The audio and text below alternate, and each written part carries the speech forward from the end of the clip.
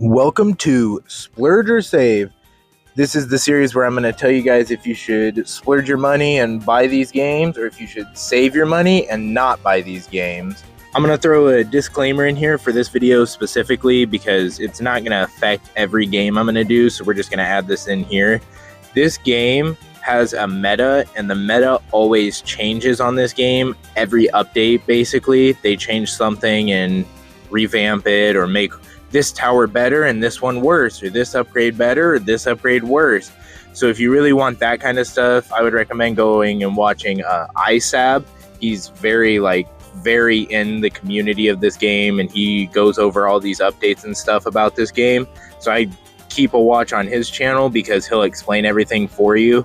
But in this video, we're kind of just going to go over the game and stuff. Well, I'll explain everything in the video structure part, but I just wanted to get this out here that the meta does change. So I'm going to tell you guys about what I use and what works for me.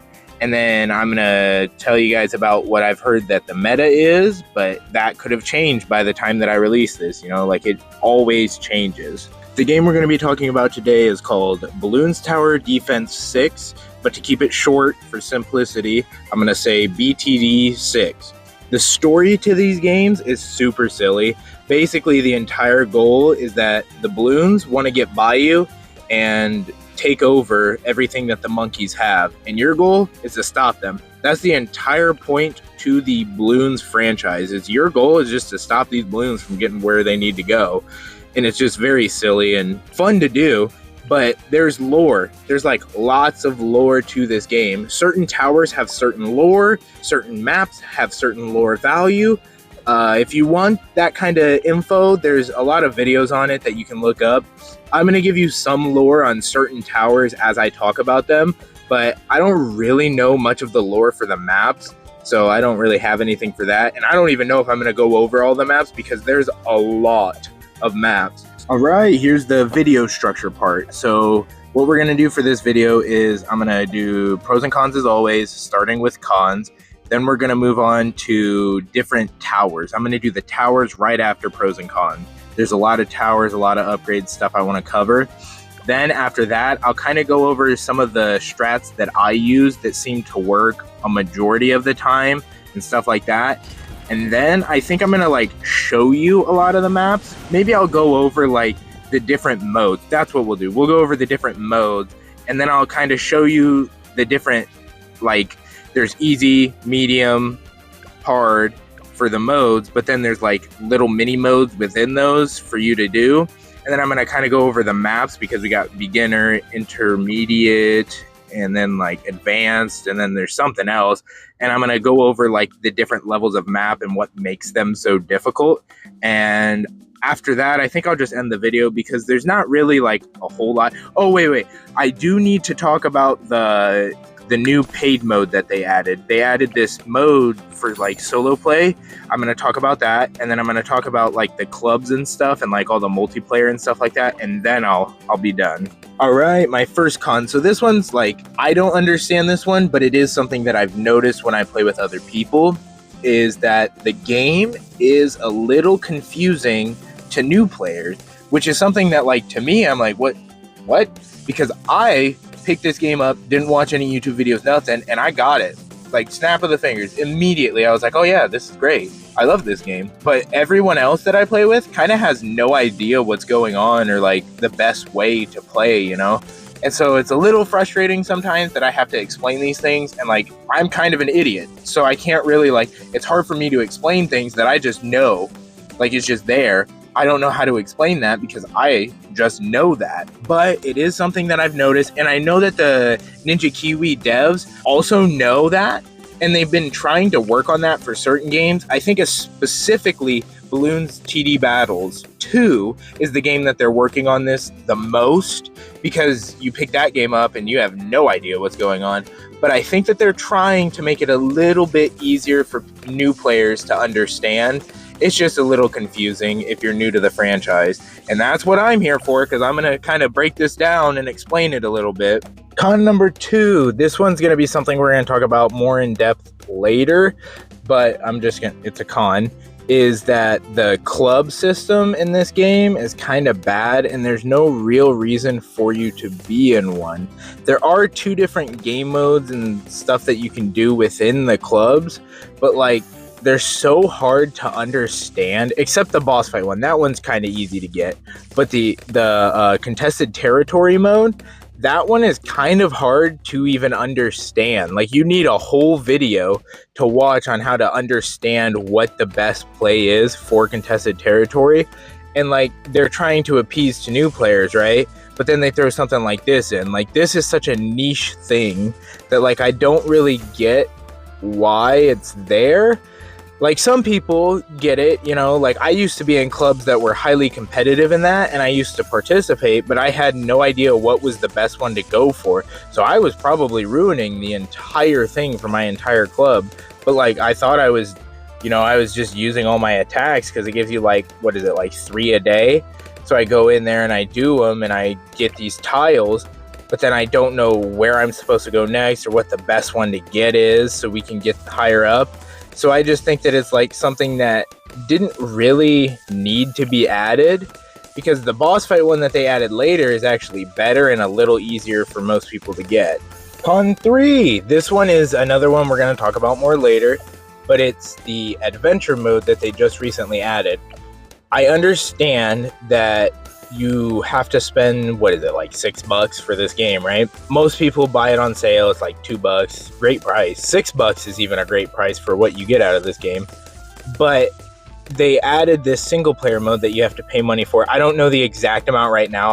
But like, I don't get this.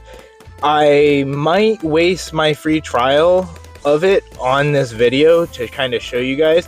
But I have a friend who said that he did it and he said it was stupid and it's apparently not great. And the fact that they're adding more stuff that you have to pay for is a little silly to me. Just a little, because like, I get it. I understand it. Like, you're not getting enough money because not enough people are buying the monkey money, because we don't need that. You can just go in and do a level and get the money you need. So I get that adding this part, but like, why? And then this is kind of going to be like a 2-part con, because this is the next part, so it's still kind of similar, is that mega cats or whatever the hell that is. I have no idea what it even is or what it does. What was the point of that? I don't get that one. Like, I genuinely don't even know what it was, and you have to like pay for it. I don't understand that one. And then the Mr. Beast update, that was a while ago. That one was okay. Like, I'm not a big Mr. Beast fan to begin with, but that one was like, meh. That's kind of around the time that I stopped playing, not because of the update, but like kind of just around the time that I stopped playing the game. All right, con number 4. This one could be a pro, could be a con. To me, it's a con, but it could be a pro to you. It's that the devs control the meta, and that's not really what the con I'm trying to say is. The con is like, the meta is always changing, is more the con, and I really don't like that, because what they did, so the easiest example here is the druid. The Spirit of the Forest used to be one of the worst towers in the game way back in the day. Then they updated it and it became one of the better towers. Not even near the best, but it was just one of the better towers to use, and you would use it. And now they've made it one of the worst again. Can we, like, we need to find that middle ground in this game, you know, with all these towers. And I get that that's hard for them to do, and they're the devs, they need to control it. But I think that they found a middle ground for their Super Monkey that they like, even though the Super Monkey is one of the least used towers because of how expensive it is. Con 5. So this is kind of a mix with Con 4. They're kind of the same. They can go together. But I figured I'd just separate it because it is different. The towers, some of them are completely useless and you'll never use. And then some of them you'll use, but you'll never use certain upgrade paths because of how ridiculously expensive they are. The Spike Factory is a great one for this. Not the Perma Spike. That one's very useful and actually kind of affordable. The Top Path, the Explosive Mines one. I forget what the last one's called. You'll see later. But that one, that upgrade, you'll never buy that because it's so ridiculously expensive that you won't even be able to afford it unless that is the only tower that you're going to use in like a Chimps run. And this is like not if you're like into the free play mode, which I used to do free play a lot, but now I'm more focused on trying to get the black borders. You know, I'll never use that tower because then I have to base my whole strat around just using that one tower. Like, yeah, that might be fun for a YouTube challenge video or something, you know, which ISAB does all the time, by the way. It would be fun for something like that, but after that, I would never use it again. All right, I'm sorry. Last con. This will be it. There's a lot in this game. Con 6, last one. Like I said, this is that the maps, the advanced maps specifically, are way too difficult. I mean, that the upscale on that is so steep. And it's not even about the difficulty, because I understand them being difficult. That's the whole purpose. It's the matter of, like, you have to use a sword on one of the maps to even beat round 6 or 7 in chimps. You have to use it. Who thought of that? And why did you put this in the game? Because that is not something that I want to have to deal with when this map is already ridiculously difficult. You're like, oh yeah, let's make it so when they do chimps, they have to do this. This is the only way that this map is beatable. Who are you? All right, pro number 1. I'm sorry about all the cons, by the way. There's a lot. I could have added another one in there, but I'll talk about it later when we talk about the boss fights. I won't make it a con. Pro number 1. So this one is that there's a lot of maps. This is fantastic for a tower defense game. Oh my god, there's so many good maps on this game. Some of them are really hard to understand, like the advanced maps, which is the entire purpose of the advanced maps. I get that. Pro number 2 is all the heroes. They have a hero for every kind of play style. I'll go over the heroes more and which ones are good for certain situations and all that when we talk about them. But there's a lot of them, and that is great. In this game, the skins don't mean anything besides cosmetics. But in BTD Battles 2, the hero skins actually change the hero entirely most of the time. Pro number 3 is that the runtime for like doing a chimps run on a map really isn't that long. It is a bit tedious once you get used to black border running, which is what I do. You kind of get used to it. Like in an hour or two of playing, you can most of the time get at least 2 chimps. The next pro is kind of lame a little bit, but it's that the game runs really, really well. I've played it on Steam, but I mostly play on mobile because it's just easier for me. I'm already used to that. But I played it on Steam, and like on both, it runs surprisingly well, except the multiplayer. But the multiplayer does work enough that it's like fun. But you know, sometimes you'll have lag here and there, but that's expected with a game like this. Pro number 5 is that the devs are really, really like fond of the community. Like they love the community and help support it, which most devs that create games, you know, like they love their community and stuff. But these ones so much so that they even have like a whole Discord and stuff for people to join. It's a very similar to Repo. Repo has one very similar to that one. And they have like a bunch of events and stuff and giveaways, and they have content creators that run the channel or like run the Discord basically. They really like the community, which is awesome. And then this will be the last pro, but it's that once you know what you're doing, this game, easy to pick up, easy to play whenever you got time, easy to pick up and play when you got time, once you know what you're doing. If you don't, it's obviously not going to be so easy for you to pick it up as it would be for me, because I know exactly what I'm doing and what towers to use and how to do it. You're either watching or you're going to see me doing a boss run, and in this boss run, I'll kind of explain when we talk about boss runs later, but you'll see content creators out here making videos where they're like buying and reselling 15 different towers every 2 rounds and doing all this crazy stuff that's just so unnecessary, because you saw me do it and I sold like 3 towers the entire time till the end. So I don't really understand a lot of the content creation around it. Maybe they're just trying to maximize it to get the best runs possible. But I've seen some videos that are like, oh, here's how you do this boss. Not here's how you do this boss for a good run time because you're trying to compete for a good run time. It just says, here's how you do this boss. This is how you're supposed to do it. No, it's not. You guys are doing way too much work for no reason. Absolutely no reason. These are so easy. All you have to do is know what you're doing. All right, we're done with the pros and cons, but now I'm going to talk about some stuff. That way I don't have to do it later. First, we're going to go over like the rounds you kind of got to watch out for in BTD6. We're going to go all the way up to 100. So the first round I want to talk about is round 17. This is where you start the regrow balloons, which are the ones that look like the heart. You pop it, and if it's like a blue and you hit it and it goes down to a red, it'll go back up to a blue if you don't pop it in time. They're kind of hard to deal with sometimes, especially if you're not ready for it. Round 17 for that.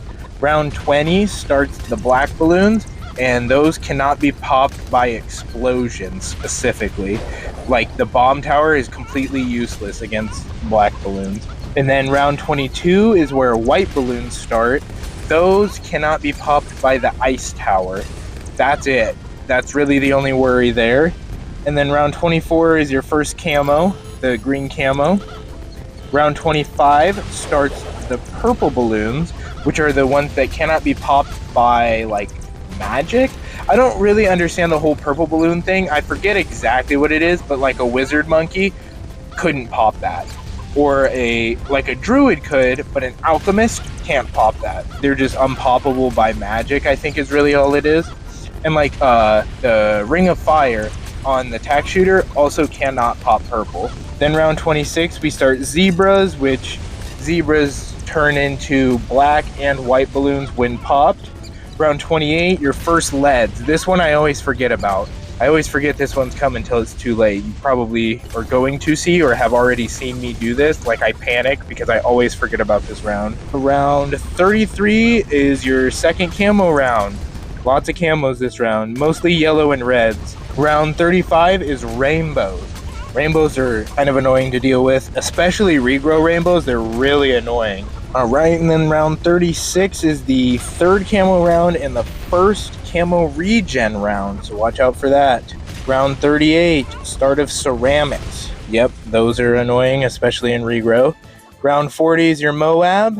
Round 45 is your first fortified balloons, and what that is those are just balloons, like if they're fortified, you'll be able to tell. It's typically ceramics, and like the blimps and stuff are fortified, and they're really like just harder to pop. It takes a little bit more effort to pop them. Round 51, first camo ceramic round. Round 59 is your camo leads. This round has a lot of camo leads. Watch out for that. Lead balloons are the ones that need to be popped by fire. The bomb tower is a great one. I'll kind of go over that later, but that's camo lead, so you got to make sure they can see camo. Round 60 is your BFB.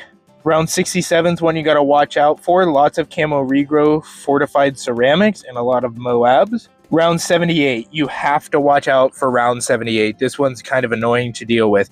A lot of camo ceramics, and I think after that there's a group of non-camo ceramics. It's non-camo then camo, I'm pretty sure, so you gotta watch out. Round 80 is your first ZOMG. That one's kind of annoying. Round 90 is the start of DDTs. I'll explain this later, but it is the start of DDTs. DDTs are really annoying to deal with.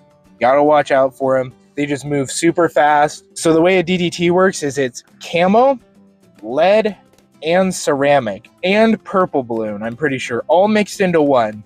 So you gotta watch out. Like, they're really annoying to deal with. 95 is your massive DDT rush. This round is really, really, really annoying to deal with, especially if you're not prepared. When you're doing a chimps run, this is the round you're preparing for, is round 95 and 98. That's it. Those are the only rounds you have to prepare for. Everything else should be a breeze. Round 98 is a fortified BFB rush. The reason this is annoying is because it throws a lot of BFBs at you. Not just like 3. It's a lot of BFBs. Round 99 is fortified DDTs. Those are a little annoying to deal with, but there's not quite as many as there were in round 95, so it's a little easier to deal with. And then round 100 is your first bad blimp. Those are fun to deal with. The bad has 2 ZOMGs and 1 DDT inside it when you pop it. One great way to pop that, by the way, I'll talk about later, but use a sub. I'll explain that later. Now moving on to the heroes and towers section. First we'll do the heroes. We're going to start with Quincy because he's the first one you get. Admittedly, Quincy is really not that great of a hero. There's a running meme that Quincy never misses, and the reason it's a meme is because he always misses. He always misses. He's not that great, but he is useful sometimes, and since he's the first one you get, obviously, he's not going to be the best hero in the game, but he has his uses. He can see camos, he can pop leads eventually, his abilities are okay, he's cheap, affordable. He's not the worst hero in the world. And then next up, we're going to do, I think we'll do Oben. Oben Greenfoot. He's cool. Oben's awesome. He works well with druids, and I don't know if this is a Bloons TD Battles 2 reference, but he also works great with wizards. I don't know if that's only in Battles 2 or if that's in both games now, but he works great with druids. He's specifically meant to be used with druids.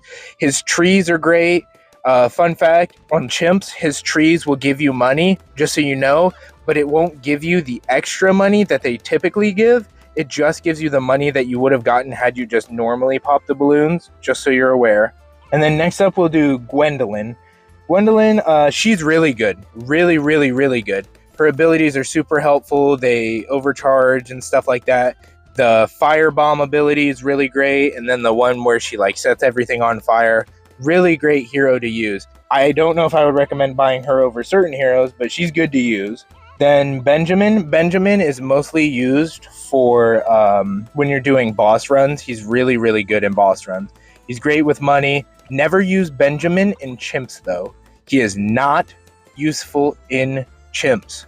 I don't know if that's a normal thing people do. I hope not, because he is the least useful hero in chimps. Not completely useless, but the least useful for sure. And then we'll do Pat Fusty. Pat Fusty, he's okay. Honestly, not really that great of a hero. Later on, he can kind of grab ZOMGs. He's okay. Captain Churchill, he's actually really, really good, but he's so expensive that it's not really worth it most of the time. He costs 2K sometimes, I think, if you're doing chimps. It's 1.7K. And so he's really just not that worth it. And then he takes forever to level up on top of that. So it's really not that helpful. Azili is one of the better heroes. I like Azili. Really, really good against blimps. She does a lot of damage to the Moabs, the FBs, the ZOMGs, and specifically the bad. Oh, she's really good against the bad. Takes forever to level up. Very, very helpful, though. Adora. She was my favorite hero when she came out. Adora was great, useful, awesome, fantastic. Now she sucks. Just not really that worth it. She's okay, very helpful, but just not the best hero you could be using, just so you're aware. And I don't really have to explain her abilities. They're not really that complex. Admiral Brickle, very, very, very good hero, but can only be placed in water. Very good, though. Very helpful, very useful for if you're using a lot of water towers for this run. Just a great hero to have for that. When she came out, that update was the best update of the game in my personal opinion. I loved that update. That's when they added the Bazaar map, and I loved it. Striker Jones, he is useful, but most of the time not useful. He's great with bomb towers and mortar monkeys is what his uses are. Useful, but not. That's really all I can say for him. His abilities are kind of helpful if you need help against DDTs. One of the ability stuns Moabs and stuff like that. So he's really helpful most of the time, but if you're not going to be using bomb towers or mortars, he's not really worth it. Sada, one of the best heroes in the game. One of the best heroes in the game. Cheap, affordable, easy to use for chimps. Does a lot of damage. She does kind of late game. She's not very useful, but early game, one of the most useful heroes in the game. Etienne, Etienne, I'm going to say that. Useful. Very, very useful. He's from France. The name is in French. I don't know how to pronounce it. I apologize. A lot of people get mad because people don't know how to pronounce his name. Get over it, okay? I don't speak French. How would I know how to pronounce that? Anyways, he's very, very useful. One of the best heroes in the game yet again. Very, very useful. He can make it so all your towers can see camo. He's just helpful if you're wanting that and not to waste a bunch of money and stuff. His ability, he's very, very useful. Geraldo, he's one of the newer ones, not quite that great. He's one of those heroes that you have to just focus on him if you're going to use him in a run, so kind of annoying to use, but very good, just harder to use. I wouldn't recommend buying Geraldo until you're super experienced in the game. Sai, he is the best hero in the game. He is a pop tank. He pops all the balloons, dude. He is a tank. Later on, he can take DDTs. He is good. Really, really good. Best hero in the game. I use him all the time. Corvus is honestly not that great. Super hard to use. Super hard to use. You have to know what you're doing to use him. One of those ones, just like Geraldo, you have to focus on him. Would not buy him until you're experienced. He's just not that great to use if you don't know what you're doing. And nowadays, like, he's really just not that good. All right, I'm going to be completely honest with you guys. I completely forgot Roselia was a hero in this game. That is how bad this hero is. She is awful. I don't care what anyone says. Like, if this video actually gets some views and people are like, no, Roselia is really good. No, she's not. Okay? No, she is not. Completely useless hero. The reason I'm irritated about this hero, the first reason is they said when they released this hero that after Corvus, the next hero, which is Roselia, by the way, was going to not be a micro hero. She is very micro. Now, granted, you don't have to micro her, but it is preferable because she has two different weapons, so you have to get on and swap the weapons depending on what you need for a certain situation. And she, like, helping the aces and the helis is very nice, and the super monkeys is very, very nice, but it's not something anyone asked for, if we're being completely honest. All right, moving on to the towers. We're going to start with the Dart Monkey and kind of go down the list here. The Dart Monkey, you will typically see people go for the Crossbow Master because that's just the most useful upgrade, but the Ultra Jug has its uses. Very good against ceramics, specifically the Juggernaut is, and leads. Very good against those. And the middle path is honestly not really that great. And it's hard for me to talk about these because I keep thinking about BTD Battles 2 and how useful the towers are in that game, and they're not in this game. The Dart Monkey is just a great cheap option to start your run. Most of the time you won't use them for a whole run unless you're purposely trying to do that, but it's really not that helpful to have around anyways. But the Crossbow Master is good. There's a monkey knowledge where you can have two Crossbow Masters on the field at once. Moving on to the Tack Shooter. This is personally one of my favorite towers just because of the hedgehog pet. I love hedgehogs. I have a pet hedgehog. Like, they mean so much. They're so adorable. And just because of that, I love this tower. But honestly, the Tack Shooter isn't that great either. But it has its uses. The top path, the Ring of Fire, and the Inferno Ring of Inferno, something like that. That one is really, really good. And then the Overdrive is really good, but the Super Maelstrom is honestly completely useless most of the time. Like, it's not even good against ceramics. And so it's completely useless to use that one most of the time. But the Overdrive and the top path, pretty good. Boomerang. So this one is very fun, very good tower to use. They've revamped the price of the top path and made it a lot cheaper, so it's a lot more useful for early game. Even if you don't keep upgrading it, you just do that top path, 2 on the bottom, so that way it can pop lead balloons. Easy. This tower can also pop lead balloons. I didn't mention this in the Tack Shooter, but the Tack Shooter top path can pop lead balloons. Nothing else can. The Tack Shooter can also not see camo. And the Dart Monkey can if you do 2 to the bottom. Then it can see camo. The Tack Shooter cannot. The Boomerang can also not see camo at all unless you use a village. And it's a great tower to have. The bottom path is really good against Moabs. The middle path is very helpful for, like, when there's lots of balloons on the screen. You just pop that ability and it destroys them all. Very useful for that. And the top path is great, but they've nerfed it a lot, so it's not as useful for chimps runs as it used to be, but it is still fun to use, and it does a lot of damage. The Glue Gunner. The Glue Gunner, I don't know if they've changed it a whole lot, but it used to be the best tower for chimps because you could get that super glue ability, which is the bottom path, and it literally just holds DDTs in place. It holds everything in place for the rest of your towers to do the work. Very, very, very helpful. I think they've been nerfing it a lot recently.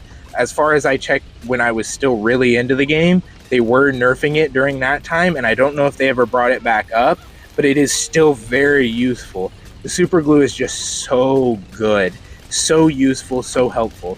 The top path is the dissolver path. I don't know the final name, but it's the dissolver path. The balloon solver, that's what it's called. That one is also really, really, really good.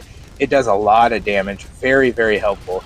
The middle path is also good, but not quite as good. But it's good because it has an ability that will cover the whole screen and slow balloons down on the entire screen. So that is sometimes very helpful and very necessary. Ice Monkey, another one that's better in BTD battles too. This tower was part of my getting me to Hall of Masters team. But anyways, we're talking about BTD6. I need to stop talking about battles too. BTD6, the Ice Monkey is useful, especially the bottom path. The Icicle Spear is very good at stopping DDTs, and it can see camo without a village. I forgot the camo thing again. I keep doing this. Glue Gunner cannot see camo at all without a village, okay? I'll remember to do this. The Ice Monkey can see camo. Just inherently now, I think. It used to be something you had to go and buy. Like, you had to buy an upgrade for that, but now I think it can just inherently see it. If not, it's 2 to the top path for it to see camo. But the Ice Monkey's just not that great. The top path is kind of useful, very good against camos, specifically in ceramics. And then the middle path is good for stopping everything on the screen, very similar to that Glue Gunner middle path. Just note that if a tower is frozen by an Ice Monkey, it needs something hot to pop it. So the top path tack shooter, the bomb tower, and the boomerang with red hot rings can pop it, but it's just not going to be something that you're going to want to deal with most of the time anyway. So I would just recommend really not using this tower too much. All right, and the last tower in the primary category is the bomb shooter. This one can pop leads right off the bat, no upgrades necessary, but it cannot pop black balloons unless you buy, I think it's 2 to the bottom, and it doesn't work, like, it's not a guaranteed work unless you get cluster bomb. Then it works every time. Admittedly, this is another tower that I really don't use that often. Moving on to the military category, we're gonna start with the sniper here. So the sniper is a fun tower to use. Cannot see camo until you buy the night vision goggles. Cannot pop lead until you buy 2 to the top, I believe. And it is actually a very viable tower, especially the bottom path with the elite sniper at the very end. Ooh, that one's really good to have. The Cripple Moab got a really, really good buff a while back. I don't know if they ever nerfed that, so that one was really good. And then the middle path, I never really use unless I'm actually going for, like, you know, if I'm on chimps, I'm not going to use the middle path unless I'm going for the achievement where you have to use all 3 tier 5 snipers in a run. The best map to do this on, by the way, is the underground. There's a video out on YouTube somewhere. I don't know if this is still a viable way to do it, but I did it to get the achievement, and it worked. Monkey Sub. This one is actually kind of one of my favorite towers. I love the Monkey Sub so much. And the reason I like it so much is because I've been trying to keep it as my most placed tower forever, and I eventually just kind of gave up on that. But the reason for that was because everyone else's is Dart Monkey, and I just wanted to be a little bit different. But I think Dart Monkey has kind of overtaken it with the Paragon for the Dart Monkey, so it's a little unfair now. But the sub has a Paragon too, it just sucks compared to the Dart Monkeys, and it's way more expensive. But the Monkey Sub is really good. Cannot see camo unless you go top path. Actually, it cannot see camo until you go all the way to the top path and you have it submerged. And even then, it can see camo if it's within range of any other tower that can see camo. So if you do 2 to the top, it can shoot anywhere on the map. Not a Sniper Monkey. It will not. It will use, like, there's this little tiny circle around a Sniper Monkey. That is technically its range. The Monkey Sub will actually use that as range if you place your Sniper Monkey close enough to the track. So it's actually somewhat viable to use a Sniper Monkey and a Monkey Sub. Otherwise, it won't be able to see camo. Cannot pop lead until 2 on the bottom path, I believe. Monkey Buccaneer, one of my favorite towers by far. I love the Buccaneer. And if you don't, please don't stop watching. Actually, I need you to keep watching. But anyways, the Buccaneer, really, really good. Top path is very, very good, especially against like Moabs and stuff. Okay, so the third upgrade on the top path, the Destroyer, it shoots really, really fast. And if you get Grape Shot with that, it is very, very, very good, especially if you're using Etienne in that run. You will know that he'll be able to see camo. So if you pair Grape and Hot Shots with that, ooh, so good. It cannot see camo inherently. It cannot pop lead without the Hot Shots upgrade that I just mentioned. And that is only the grapes that shoot out. They're on fire. That is the only way that it can pop lead. It shoots a dart still.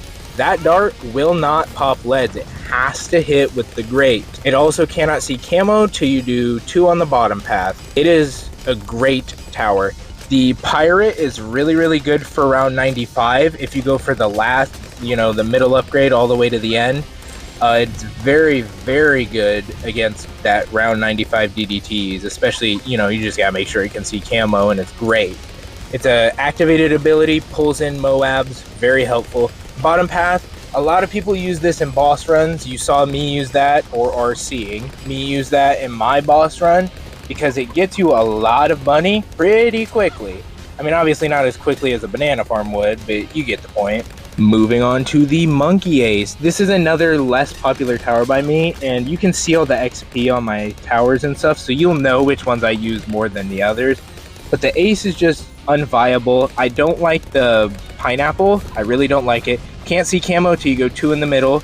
The bottom path is really, really good. The never miss targeting, and then the Spectre, whatever it is, that one is really, really good. The top path is very, very, very helpful against Moabs, and it's not really a viable tower. The Bomber Ace is actually pretty good and very helpful against leads. Another reason I don't like this Ace tower very much is that pathing, sometimes you have to micro it for it to be really effective, and I ain't about that micro, and that is not something I really like. Moving on to the Heli Pilot. This is actually a pretty good tower. This tower is very, very helpful. The Heli Pilot, you place it and it moves around the map where you touch, but you can set it to lock into place. You can set it to go from point A to point B, and then there's that freeform one where wherever you tap, it goes. And then you can buy an upgrade 2 to the top called Pursuit, where it'll just follow the track. So this tower is very, very, very useful on tracks that just go straight, or like if they go straight and go into a certain, like they have one path instead of like 5 different paths that they can come from. This tower is very, very good. There's a strat with this tower and the super glue that used to be really good. You would go for the Comanche Commander, which is all the way at the bottom, and you would do 2 to the top, and then you would use Etienne and then the super glue, and it would destroy everything. You could place a few more towers here and there to kind of help you make it through, but those were your main towers, and it was very, very good strat. A very good strat. I don't know if they've nerfed this strat or not, but this used to be what I used. Oh, and I haven't been talking about the rest of the paths. So the middle path is the downdraft. That one throws balloons back to the start. Very helpful, actually. That one's very helpful for like when there's lots of balloons and you need them to go back to the start. And then the top path is, that's the way it can pop lead, by the way. It's the Razor Rotor upgrade. And then the Apache Commander, it's just Apache. Apache Dart Ship is really, really good too. But it's a lot cheaper, which signifies a little bit of like, it's not super great, but it's okay for the price you're paying. The Mortar Monkey, this tower is actually not very helpful or good. Useful, but one that's just more work than you think. The top path is very good for actually popping balloons. It's like, obviously that's the whole point of the game, but that tower, like, that's what it's meant for. It's very, very good at it too. It'll just destroy everything on the screen. The bottom path can de-camo. Once you get to the 3rd upgrade on the bottom path, it'll start de-camoing everything. I would recommend going at least to the 4th, maybe even the 5th. It's very good for de-camoing DDTs if you're struggling with those. It's very good against DDTs. And then the middle path, the Pop and Awe has actually been nerfed a lot from what it used to be, so it's not as helpful as you'd think it would be. Dartling Monkey. This one was actually not in the game initially at launch, and everyone was a little bit upset about that because it was in BTD5. And then they finally added it, and everyone loves it, and I love it. I love this tower. It is so good. The bottom path is very good for ceramics, and it's just very good in general because you can set it to do its own thing. It has its own targeting path that you can set it to, and it's actually pretty good targeting, and it's very good. The Mad, which is the middle path, is fantastic, especially Hydro Rocket Pods. Very, very, very good.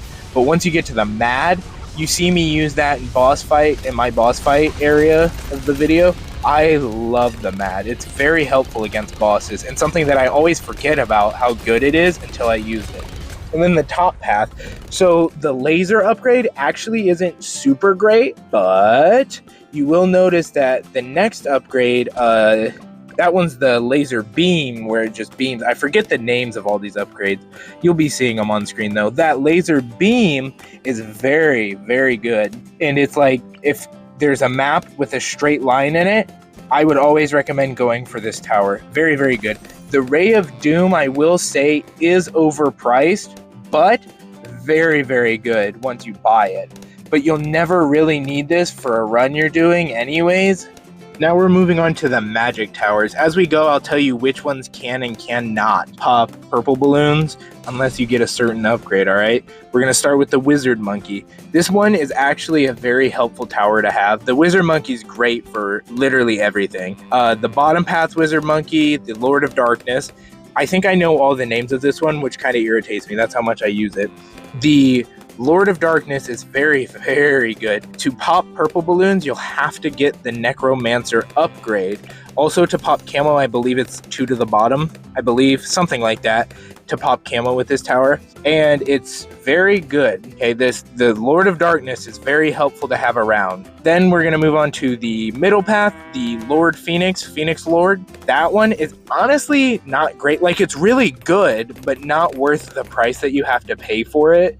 In my opinion, I just wouldn't use it. But the flamethrower one, which is the third in the middle, very helpful upgrade, especially against Moab. Like, if you can buy that by the time the first Moab comes out, you beat round 40 automatically. It'll cover round 40 on its own. It's a very great tower to have early game. And then the top path, the Archmage. Nope, that might not be right. I think that's right. The Archmage is very, very, very, very, very good. Very good.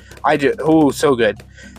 I haven't been talking about the Paragons up until this point, really, and that's because I just think there's no point in me covering Paragons right now, or Paragons? Why am I saying it like that? Paragons. There's no point in me covering those right now because you won't have those for a long time anyways, and to be honest, if I'm going to talk about this one, it's because this one is awful. It's just so bad. This one sucks.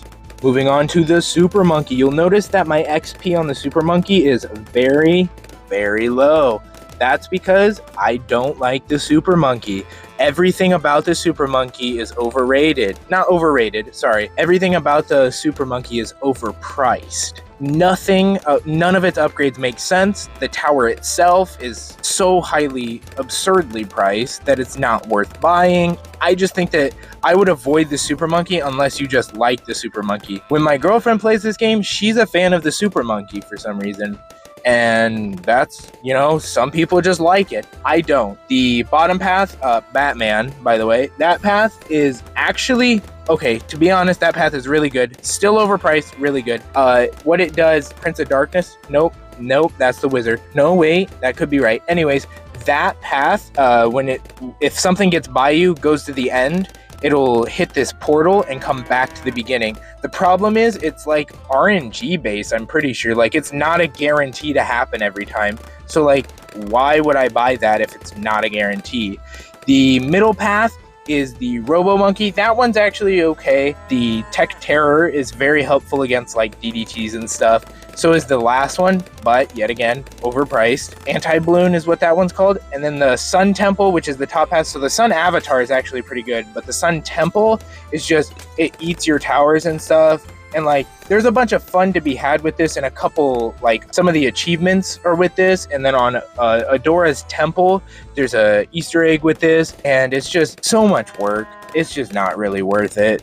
Moving on to the Ninja Monkey. So, fun fact, this is when I was talking about the lore earlier at the beginning of this video, this is all I meant, was just the Ninja Monkey. This is actually a female. All the Ninja Monkeys are female, just so you're aware. That's like a lore fact proven by Ninja Kiwi, just so you're aware. And the Ninja Monkeys are fantastic. They are actually really good. So you'll see that the XP on this clearly signifies that I use it quite a lot. The reason for that is it can see camo inherently. Trying to buy a lot of camo towers, the Ninja Monkey's great for round 24 because it's just one green balloon. The Ninja Monkey on its own can pop that.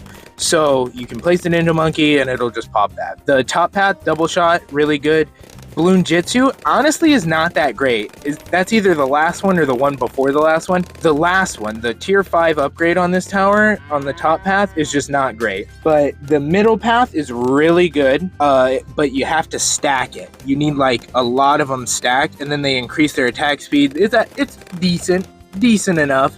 And then the bottom path is where this thing really shines. It's the sticky bomb. It sticks right to the Moab, and then it blows it up, and then you pop the balloons. Very simple, very easy. Master Bomber is fantastic. I love the Master Bomber upgrade. Onto the Alchemist. This tower is actually one that I thought was crazy when I first started playing because it was weird and new.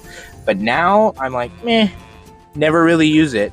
The Alch buff, top path. So I just want to throw this out here. I'm not a fan of the Alch buff. If you noticed at the beginning of the video, the Alchemist's name for my names is Nerf Alphbuck Price, because the Alch buff is 60k for the perma buff, which is ridiculously overpriced. The Alch buff is 3k, very good. And then the middle path, total transformation, not that great, I'm gonna be honest, but it's good against Moabs, very helpful for high DPS. And then that bottom path is actually one that there's a couple Easter eggs around this one, and it's actually pretty good. That one, it'll turn a ZOMG, up to a ZOMG, just into a red balloon if you max it out. The lead to gold is very helpful. Do not use this in chimps though, because it will not get you more money, okay? Unless you're specifically going for the Blue Master Alchemist, there's no point in using that bottom path. Moving on to my favorite other tower, you might have noticed that the Buccaneer and the Druid both had the name favorite tower towards the beginning of the video. That's because they're both my favorite and I can't pick one. I love the Druid so much, you don't even know, alright? The Druid is great. The XP on my Druid is kind of low, but I still love this tower, alright? So the top path, overpriced, that needs to be nerfed, but it's very good. It does the tornado thing, especially if you go to the 4th upgrade. That one's very good, the ball of lightning. It's very helpful to have around. It'll send balloons backwards and then they come back and you have time to pop them again. The middle path, so earlier you heard me talking about the meta and the Spirit of the Forest.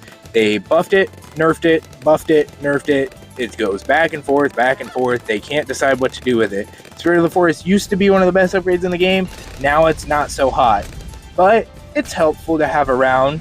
And then we're going to move on to that bottom path. The bottom path is hard to teach to people, but just know that it is very, very good. If you're going to do a chimps run, you can use this tower alone and do a chimps run with Oban and a village, and that's all you need is Druid, Oban, village. And you can do chimps runs with just that with the bottom path. You have to get it all the way to the max. And just know you have to use 6 druids, not 5. It can stack up to 5 times, but the first initial druid does not count as a stack. So like the one you're touching on, that doesn't count towards that stack count above its head when you touch on it. All right, I might irritate some people here, but the Mer Monkey, this one is just... that silence is there for a reason. This one is just like not great. Like I need to play a cricket's noise during that pause because there's nothing to this tower that makes me want to go out of my way to use it. It's an okay tower. It really is. Especially the bottom path is actually pretty helpful. It's very similar to the super glue, but it doesn't last as long, so it's not quite as effective. The bottom path is very helpful to have around though. The top path, I don't even know what the top path is good for. I'm going to be honest, I don't know much about this tower because I don't use it. The middle path is very good for high DPS if you want it to pop a lot of stuff. Very helpful for that. But besides that, like, this tower is just meh. I'd rather go for the alternatives that do the exact same thing than use this tower, you know? Moving on to the support category. So these towers are all very helpful to have around for most runs, but I'm gonna kind of go over them and explain them. So we'll start with the banana farmer here. Wait, banana farm, not farmer. That's a thing you can place to get your bananas. Anyways, the banana farm is very good. Obviously, it's a damn banana farm. Everyone knows what that does. Gives you money. Top path, very good for quick money, fast.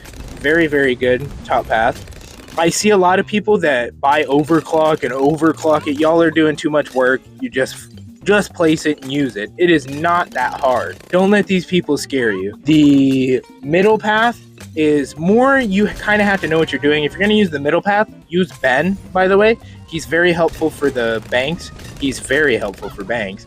I'm not a big fan of the middle path, so I can't really tell you how to use it. I was more of a fan of it in BTD Battles 2, but that's because it had its uses there. Here, there's not really a good reason for it, but there might be. And then the bottom path, the marketplace. This is one of the better towers in the game. The marketplace is just helpful for me because there's a monkey knowledge where the marketplace will give you 1 health even if you're at max.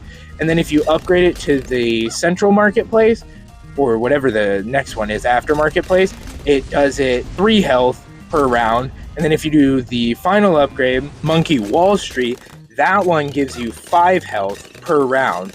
And just know that if you're gonna go for the bottom path and go for a marketplace, do 2 to the middle, not 2 to the top. You'd think 2 to the top would be better, but there's a video out there where one guy did tests on it, and the middle path is actually better. Moving on to the Spike Factory, you see here that my XP is very low. I think that's because I bought the Paragon. If I'm saying this, I might have to re-record because the Paragon might not actually be out and that's made up. I don't know. But the Spike Factory is very helpful, especially that bottom path. We're going to start at the bottom. Permaspike. Very, very, very, very good. Okay, you can use this tower alone for some runs. It is very, very good. There used to be bugs with the permaspike, not bugs, but like kind of like cheats you could use where you could place it at the beginning of a track during a boss fight and it would just immediately knock out the boss.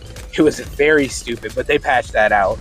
But it was very silly and fun to use. Then the middle path. This path is very good for Moab cheese. That's why mine is named Blimp Cheese, because you can just spam this over and over. Buy, resell, spam, buy, resell, spam, buy, resell, spam. And it's so cheesy.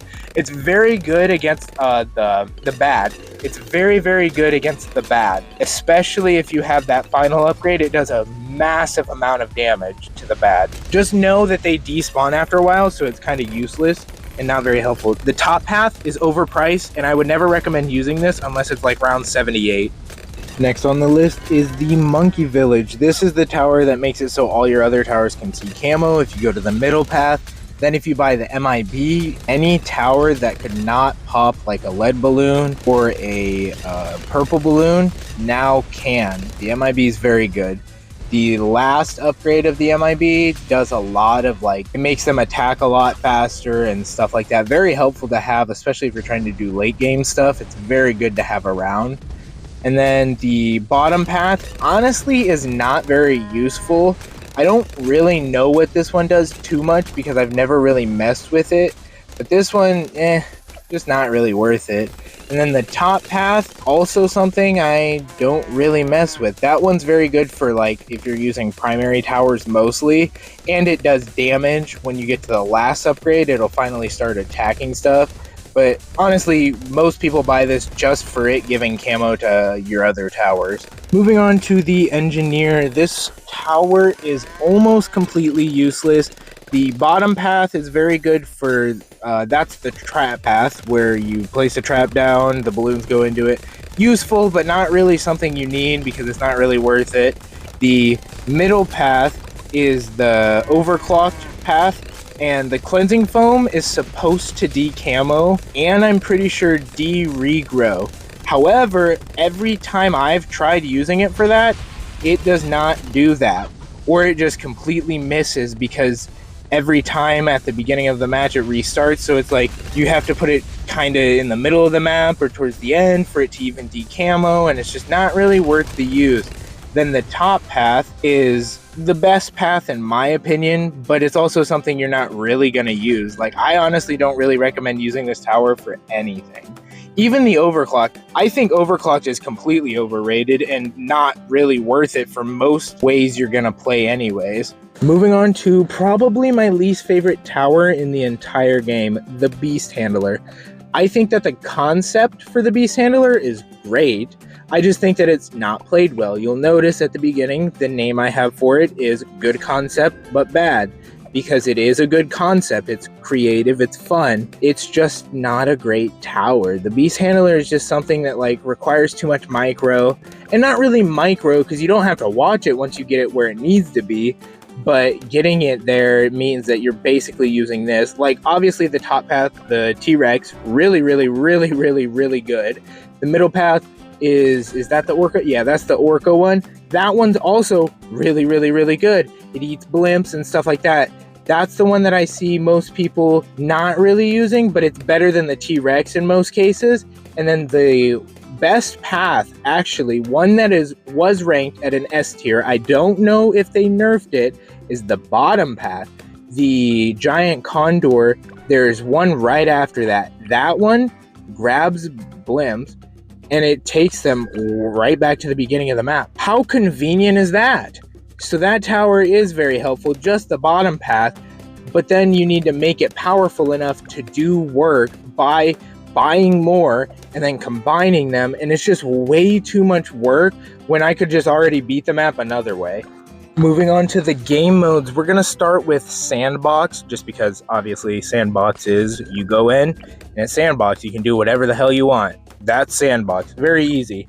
Then we're going to move on to Easy. You got your normal easy modes, which you get 200 lives, 40 rounds, pretty easy. You know, that's the whole point. Deflation is the same game, but you start at round 31 instead of level 1. Then you're given a bunch of cash at the beginning, 20k, I believe, but popping balloons will not give you any extra money. So you have to make it through the whole run with 20k. Then we got primary only. In this mode, you only get the primary towers, that's it, and you have to beat round 40. Sorry, in all the easy ones, you only have to make it till round 40. Except in Deflation, I think it's 31 to 60, I believe.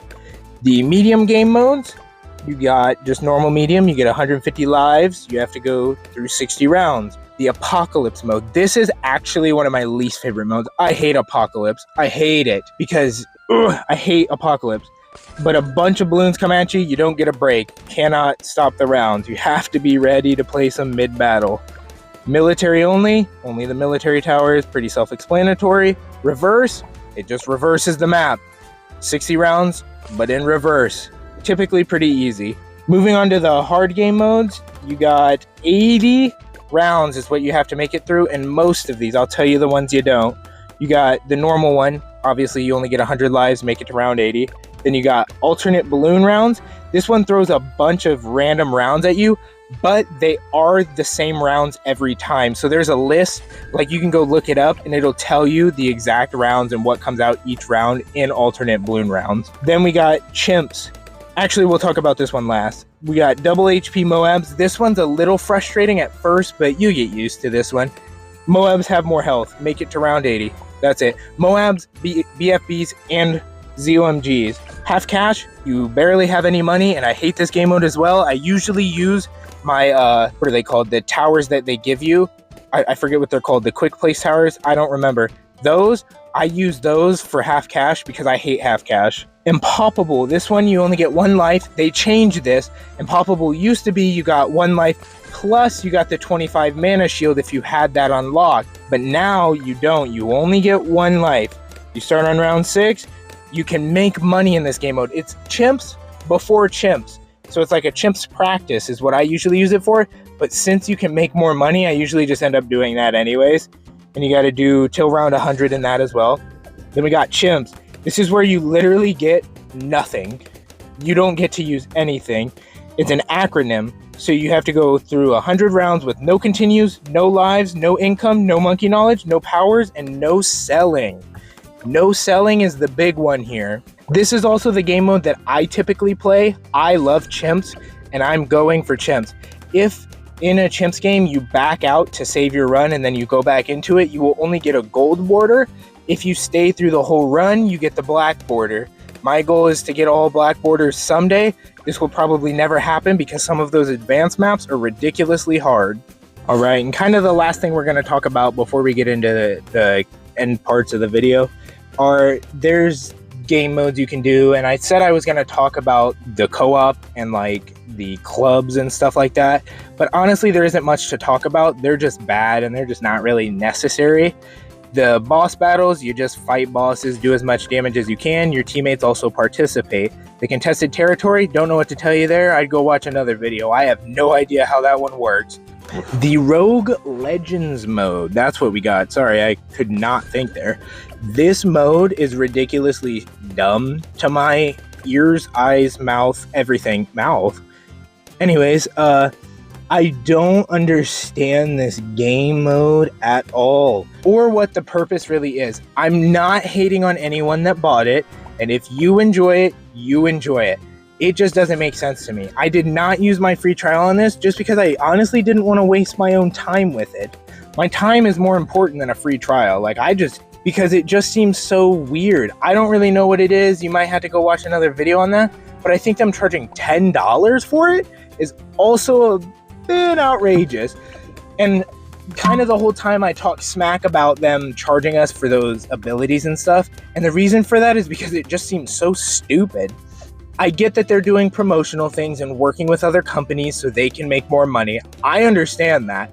However, they're also charging us more money for things we don't even need to play this game. You don't need that to play this game, so why are you adding it?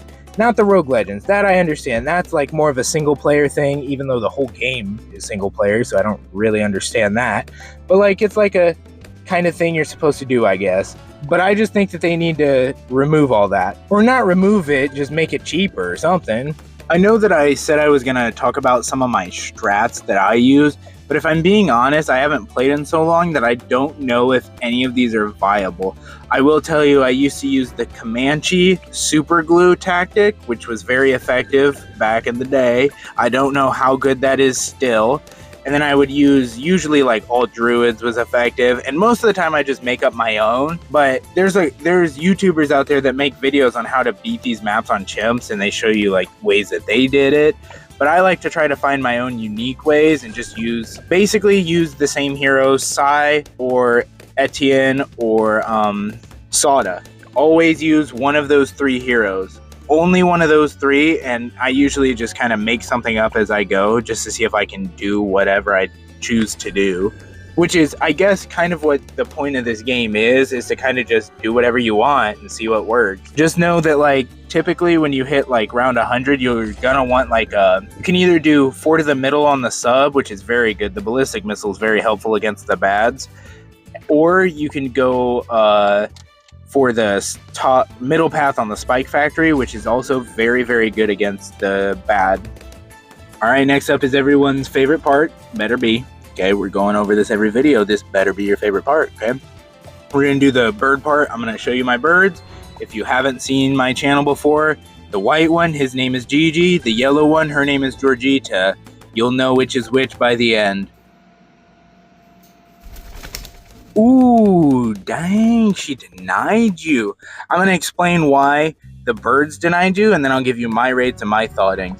The birds denied the game and said a no because, as you see, I have 5 cons, right? These are cons that are kind of justified. Most of them, at least, I feel are a little justified. And I think the reason the birds say no, 1, they don't like monkeys. Don't take that the wrong way, all right? If you took that the wrong way, get away from me. 2, they don't really like the fact that they're being overcharged money for a different game mode that really isn't even adding that much to the whole purpose of the game anyways. They don't really like that. And then the third is this game has been out for so long and you still haven't fixed clubs. You're trying, I appreciate that, but there's still like There's no point. I can't even message a club member, can I? I don't think you can. I don't think you can even send them a message. How boring is that? You can't even like send a code to your club for you guys to just do a fun multiplayer game or something. You can't even do that. How boring is that? Give us like the club system you have in BTD Battles 2. That system works great. And that's probably why the Birds denied it and said that they would not play this game. Next up, you're going to hear my thoughts, though. So, all right, moving on to my thoughts. My thoughts on this game are probably pretty clear throughout the whole video. I'm a big fan of this game. I would definitely recommend you splurge a little bit and buy this one, mostly because even with all those cons that I just named, the initial game itself is so cheap that it's not even really worth bringing up the point of like, oh, it's $10 for this stupid game mode you don't even have to buy. You can just spend, I think it's $6, and then it goes on sale quite frequently. So I've seen people pick it up for $2 or $1 even sometimes. So just keep an eye out on sales or something. But I would definitely recommend splurging on this game if you're a tower defense fan. You have to be a tower defense fan to even watch this video, really. That's all this game is. The whole game as a whole, I guess my thoughts really are like, I do love this game, and it has meant a lot to me that it's been around for so long, and it's something that I enjoy. I really do enjoy these games. It's just a little annoying that they're doing all this stuff like, hey, you should pay us more money because we don't make enough money off of this. Like, yeah, no shit. Obviously, you don't make enough money off of it. You should have thought about that before you put time and effort into it. You should have priced it a little bit better. I think, like, yes, the $6 pricing is good, but I think instead of charging me for, like, that skin, the Adora skin for $12, what the hell was that? Did you guys see that? What was that? Why would they charge me $12 for this skin just because it's sponsored by Mattel? I don't want that. I would rather just buy it with monkey money. You guys should instead have increased the price of the game itself by a few dollars rather than adding in microtransactions, is my personal opinion. Because you guys, sure, you might not be making enough money to justify it, but like just up the price of the game at that point. All right, time to do the ratings. Why do I say all right at the beginning of every one of these almost? I try to change it up, but it's so hard. I don't know why I do that. Time to do the ratings though. We're gonna start single player, multiplayer, endgame. This one doesn't really qualify here, so we're gonna skip that, and then we're gonna do pricing. And then I like to add new ones. You guys know this. For this one, we're going to add replayability. That's a new one. That's, can I replay this game and enjoy it? We'll see there. Endgame, like I said, we're skipping that one. Don't worry about that one. There really isn't like an end game to this one. So I'm not going to do that one for this. All right, we'll start with single player. See, I said all right again. Single player is going to get a 5 out of 5. The whole game is single player. I think that this game is fantastic for me personally. I know I had a lot of qualms and quips to throw at the devs and stuff, but I still love this game to death. And this has kind of become a trend for me, hasn't it? Where I like talk smack about the game and then I'm like, yeah, it's a 5 out of 5. It's a great game. But it is a great game. I don't know what else to say. Moving on to the multiplayer. What do I think about that? So the multiplayer is probably a 4 out of 5, and the reason it's not quite a 5 is just because of it's kind of laggy, there's a bit of issues, and if you play multiplayer, your phone will almost blow up if you're playing on your phone, so you got to watch out for that. But like, it's kind of laggy, a little bit of input stuff here and there, and I've noticed if you have more than 2 people, it seems to get real bad. And people get kicked all the time and stuff like that. And then games take so long that people can't focus for that long, depending on who they are. Pricing. The pricing on this one gets a 5 out of 5. I think the game is too cheap, I believe. It's a very similar situation to Repo. I think that Repo could charge a little bit more too, but we're not talking about that. We're talking about BTD. But BTD specifically, I think that they priced it a little too low, and that's why they're charging us in-game. I don't like the microtransaction part. Maybe I'll add a rating for that someday, but like I can't stand. It's not that I can't stand microtransactions. I get it from these dev teams. I get it. I totally do. But even on Steam, they're doing the same thing, because there's another game that I might do later, another mobile game called Soul Knight. They charge you on your phone, but on the Nintendo Switch version, you get everything for free. Why wouldn't they do it like that at least, or something, you know? I really just don't understand it. skipping endgame, going straight into replayability. I don't even know if that's a word. We're sticking with it though. Replayability, 5 out of 5. This is a 5 out of 5 for the replayability. I think that is something that's fantastic with this game. Like, that's the entire purpose, is to kind of just replay it and have fun and do things differently. I would also consider, like, because you're still playing the same game modes, it's just different maps. So I kind of consider that replayability, because it's repetitive as hell. Like, you're just doing the same thing. You're just looking at a different map most of the time. So that's why, like, it's fun to go in and try different strats and change things up, because if you're doing the exact same thing to beat every single map, it gets kind of boring real quick. But the replayability, which is the entire point of the game, that's why it's getting a 5 out of 5. I hope you guys all enjoyed this video, and I hope I wasn't too controversial or made anyone too upset or anything like that. That's not my goal around here. I'm just trying to give you guys all the information I can, and I'm giving you the information as it hits my brain and my first thoughts as that info hits my brain. Like the Battle Cat and the Sword of Protection, right? I didn't even know the Sword of Protection was in the game until I started recording for this video. So as it hits my brain, I'm giving you my thoughts, and I just want you to know that, like, please don't take this personally. I'm just talking about the game, how I view it and what I see. If this isn't your view on the game, that's fine. Leave a comment on your view. I'm okay with that. That's completely fine by me. And I'll probably even like it, heart it, whatever. I really just, please don't take this to heart. And if you like this video, I'm going to keep doing this kind of video, and I might start doing more gameplay videos too, depending on how this repo one I just uploaded does. We'll see. But I'm going to keep doing those, I think, as well for certain games. Not this game, because that'd be kind of boring to watch, but other games I might do where I replay them and show you guys how the game plays and stuff like that. If you enjoyed, please like and subscribe, and I'm not begging you, but please do it.